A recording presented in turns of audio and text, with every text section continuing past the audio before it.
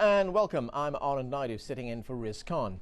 On the show today, Eritrean President Isaias Afwerki. He came to power following a 3-decade struggle for independence and has been the leader of the East African nation since it gained independence 17 years ago.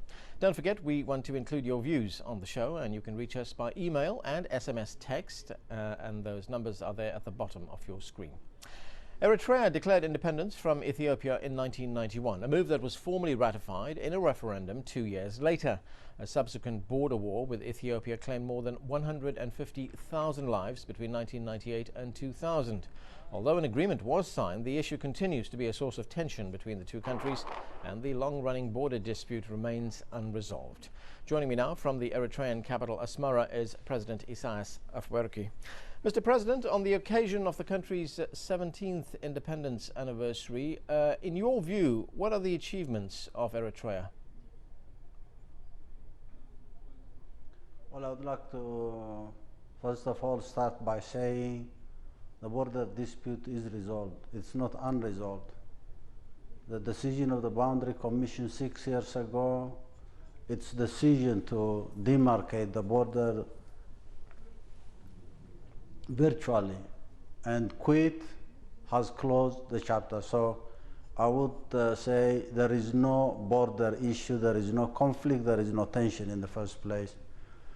To come to your question, 17 years of achievement in this country has been to, first of all, rebuild the country that was devastated by a very long and destructive war, to start to build a nation, put in place an infrastructure,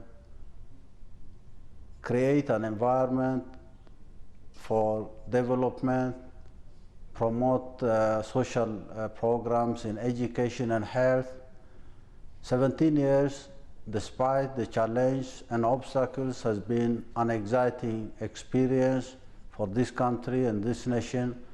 And we can talk about achievements, and that may take a long time, but I can assure you Eritrea has achieved remarkably in the economic sector, in the social sector, and we can now say we are embarking on a new era where we would be in a position to exploit the natural endowments and resources of this country to give more impetus for our developmental programs. Okay, I want to talk about that, the exploitation of natural resources a little later in the show, but I just want to get back to that border issue. Now, that agreement, which was agreed to by the Border Commission, has not been implemented, has it? It is implemented. If you can understand what virtual demarcation means, virtual demarcation has closed the chapter. Our border is demarcated more than any other border within this continent. And you can assume that the border issue, the conflict, is resolved by this virtual demarcation. Now, what are the chances of Eritrea normalizing relations with Ethiopia?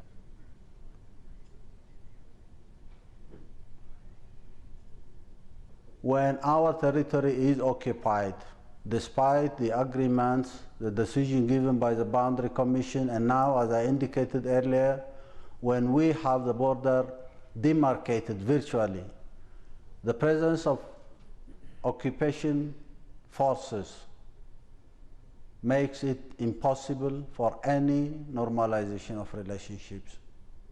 There are concerns, and these concerns have been expressed in the United Nations, that there could be more fighting between Eritrea and Ethiopia. This is mere speculation.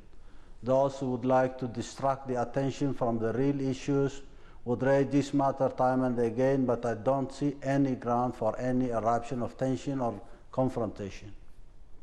You know, I want to get to Eritrea's relationship with the United States. There have been accusations from the United States that Eritrea is a state sponsor of terrorism, that you support the Islamic insurgents in Somalia. Does that worry you?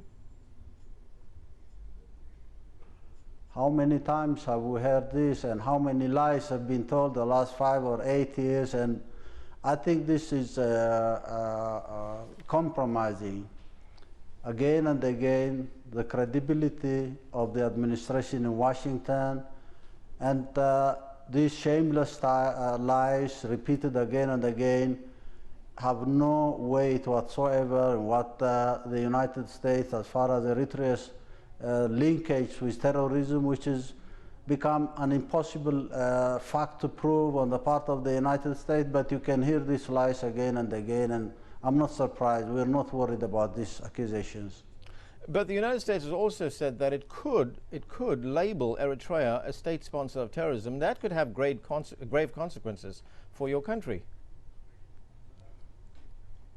Not at all. No one is worried about these lies, baseless accusations, and you can imagine how many governments, countries, and individuals have been accused of linkage with terrorism when there are no facts on the ground. It's the same story as the weapons of mass destruction. It's the same pattern and trendy behavior we have witnessed all along, and no one in this country is worried about these accusations. You know, one of the accusations from the United States is that Eritrea has supplied arms to the Islamic Courts Union in Somalia. Have you supplied arms to that group? It looks like you're talking on behalf of the United States and the administration in Washington, and your list of questions seem to be provided by, I don't know, someone in Langley or the administration in Washington. I'm not bothered about these accusations. I can assure you these lies will be repeated again and again with no leverage on the ground. Okay, let's talk about your recent visit to Iran. What did that trip achieve?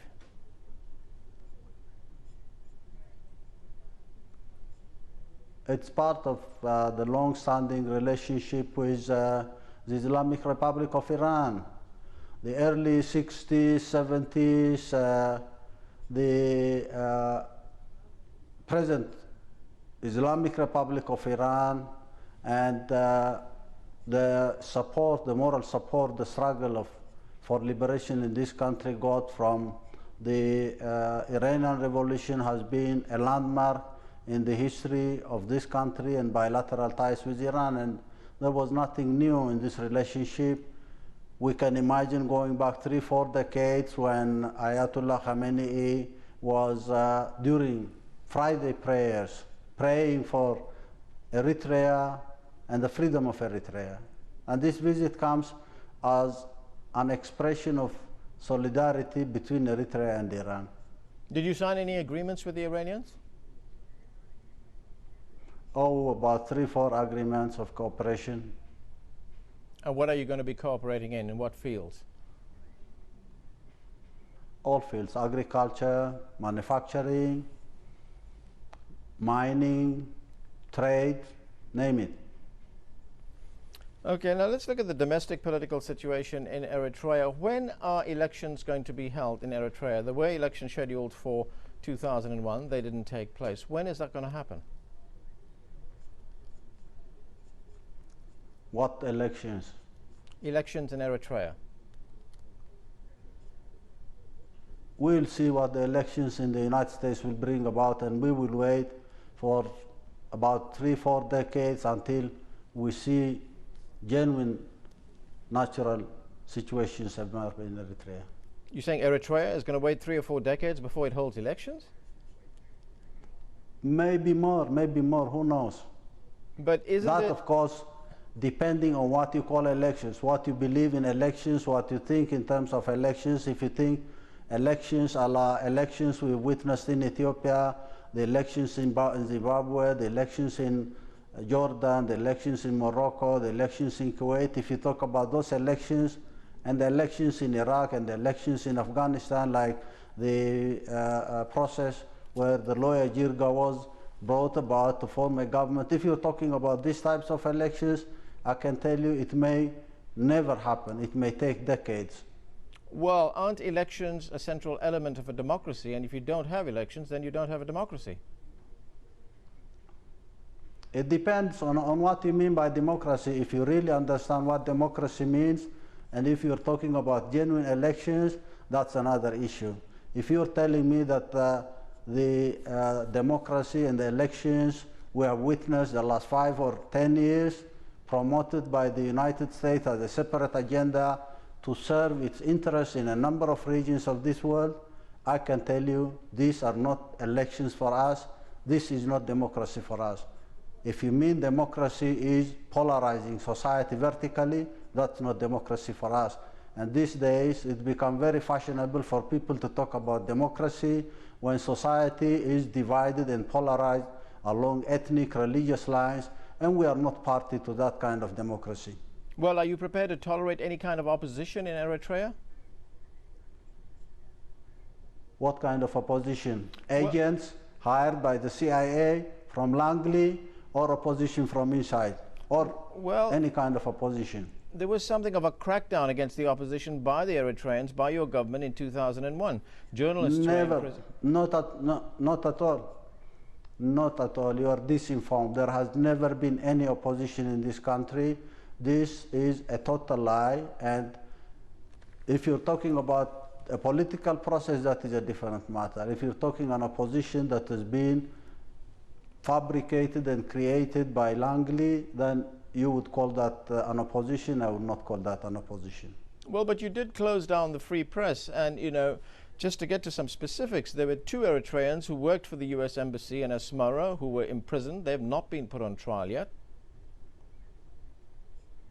You're coming back again with the same list of questions provided to you by the State Department or the CIA, and you're trying to make this issue a political issue in the name of Aljazeera International. I can assure you, freedom of press, if you mean the press that is financed by conglomerates in the world, financed by military industry in the world, if you think the financing and managing of media, the CNN, BBC, or even Aljazeera International, by special interest groups is freedom of press, I can tell you we're not party to that kind of freedom of press.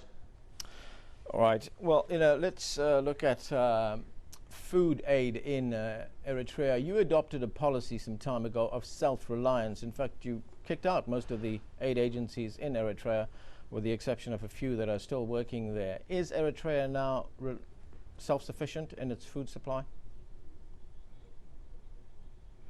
No, I wouldn't talk about that. Whether Eritrea is food self-sufficient or not is not the issue. If anyone is interested in providing food aid and handouts, give the 7 or 6 million children in Ethiopia the food aid you have, give the Somalis in the Ogaden the food aid you have, and anyone interested in providing aid could provide aid to the Somalis that are being suffocated and strangulated by the presence of occupation forces. We are not in a position to talk about food aid. We are not taking handouts. We advise those who are interested in trying to use aid as politics and go give that aid to places that need it. But you have rejected millions of dollars in aid.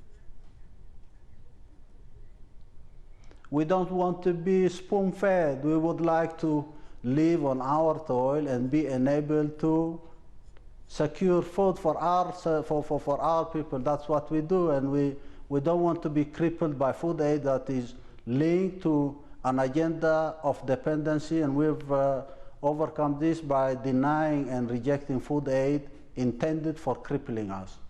Mr. President, I can understand that you don't want to be spoon-fed, as you say. You want to be self-reliant, you want to be self-sufficient, but there are food shortages in Asmara. Who told you that? Well, we just had a report from the French news agency which says there are shortages of things like bread, that people have to use ration cards to get food from state stores, that there is a black market in food supplies. This is another fabrication. Go and talk about food shortage in Egypt, food shortage in the United States. Ask people in the streets of the United States who are compromising, who are even sacrificing their breakfast, their dinner, or their supper because the food supplies there are not enough, because prices are going high. And we would like for those who are interested to address this issue, look otherwise. And people telling you that food shortage in Asmara are very unique under the circumstance, that would be a total fabrication. Looking at the future of the Eritrean economy, there is a contract that you have signed with a Canadian company to exploit Eritrea's gold reserves. I want to look at an email that we received from one of our viewers in Connecticut here in the United States, and this is the email from Rahel Sebtu, and the email asks, you recently stated gold deposits in Eritrea were substantial and that production in the Bisha project would begin in 2009. How much gold are we talking about? This is not a new discovery. The gold reserves in this country and reserves in other mineral resources have been discovered 70, 80 years ago by the Italian colonialists when they did a complete, a survey of the whole country. We're rediscovering. We're just preparing ourselves for exploiting these substantial resources of gold and other minerals. And at the moment, we're not talking about gold. We would not like to talk about this. We would like to, first of all, put in place a very solid basis and a foundation for the growth and development of our economy. Then comes gold and other resources. When you talk about a solid basis and foundation for your economy, what are you talking about? Because I saw a World Bank report which says that the Eritrean army actually accounts for 11% of your workforce, of your labor force. The World Bank can say anything. They can fabricate figures. We witnessed this happen not only in Eritrea but elsewhere. I wouldn't take World Bank figures seriously. We have a state of war. For the last 10 years, we've been involved. We've been forced to mobilize the majority of the young in this country. And that's a duty. We have to defend this country. And we're using that resource for putting in place a solid foundation for the economy of this country. If you have figures talking about 10%, 20% of our economy going to the army or to our defense, this could be a distortion of figures by the World Bank or other financial institutions of an agenda to tell the outside world that the economy is not healthy in this country. When you talk about the mobilization of the country's youth, are you not concerned that there has been a major exodus of youth from Eritrea to other parts of the world? Not at all. Think about the 10 million Mexicans who are crossing the Mexican border to the United States. Think about Africa from west to north to south, moving towards Europe. What do you call that? We don't have that kind of phenomenon in this country.